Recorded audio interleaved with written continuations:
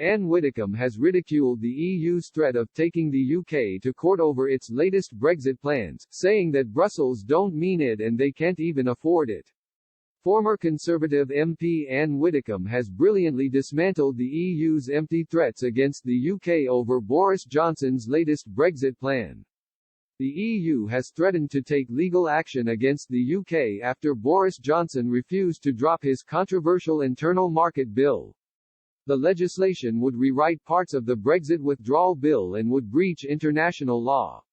However, Ms. Widdecombe, who was also a former Brexit Party MEP, said that these threats were empty.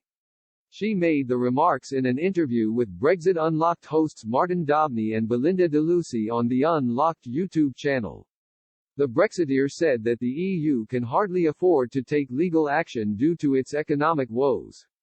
She explained, "Don't get too worried about the threat of the EU taking legal action against us."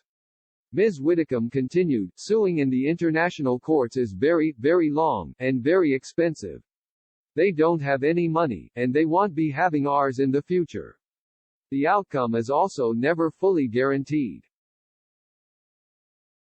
I think they are on a losing wicket. I don't think they mean it." She went on to say, "We are moving towards a time where it looks like there may not be any deal at all. It is a fact that if there is no deal, we have to legislate for how we cope internally and we need to look at the Northern Ireland issue.